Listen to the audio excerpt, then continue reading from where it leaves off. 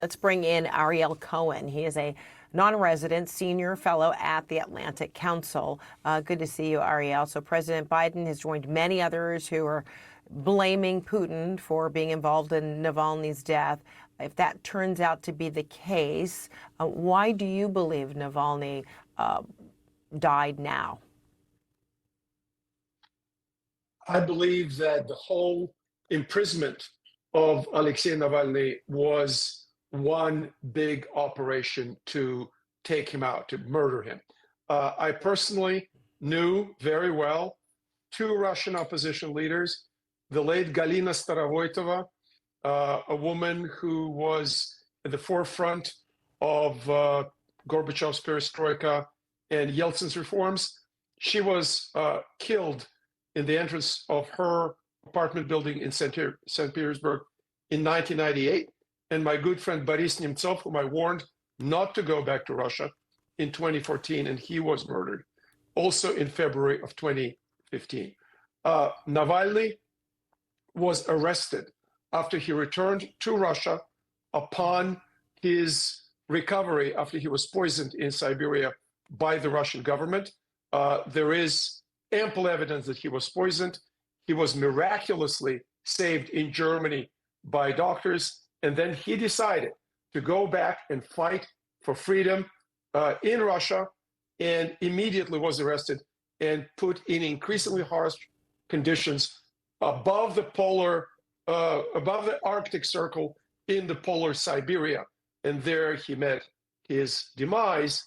Now the fact that the body is not remitted to the family and cannot be flown to the West to do an independent autopsy.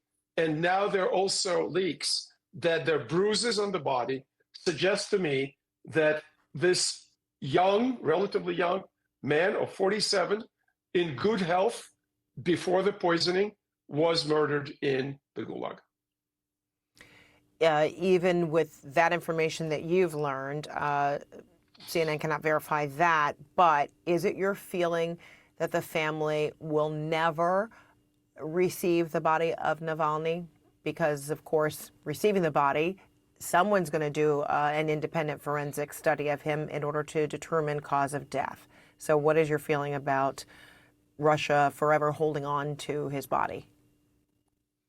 I hope that the body will be released to the family and the body needs to be examined abroad.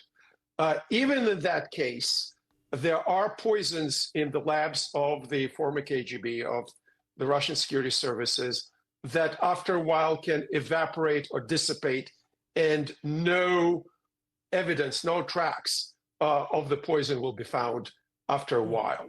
So we have the circumstances of a prominent opposition leader. Navalny for Russia is what Mahatma Gandhi was for India, or what Nelson Mandela was for South Africa, or Martin Luther King Jr. was for the United States, and they took him out.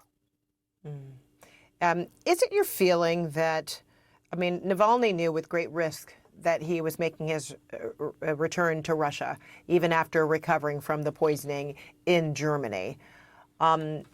Is it your feeling that he made that return knowing that he would near immediately be apprehended? Or do you think he felt like if and when he were to be detained, that it would come, you know, I guess, after some time of being able to continue his opposition work in Russia?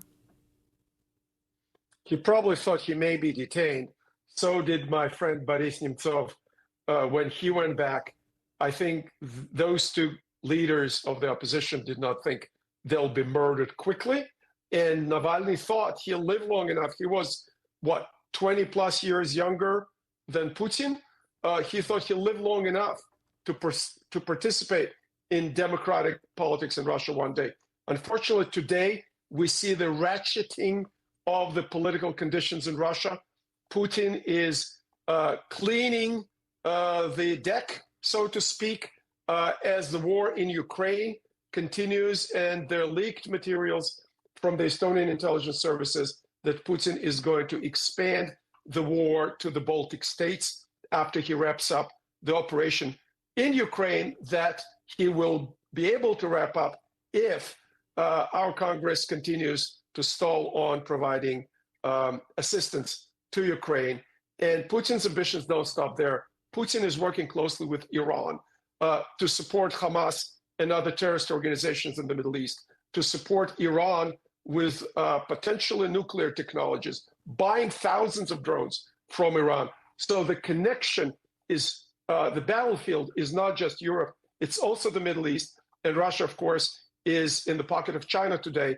If, God forbid, the balloon goes up in the Pacific, Russia and China and North Korea will be facing the United States and our allies there. All right. Ariel Cohen, glad you could be with us. Thank you so much. Thank you.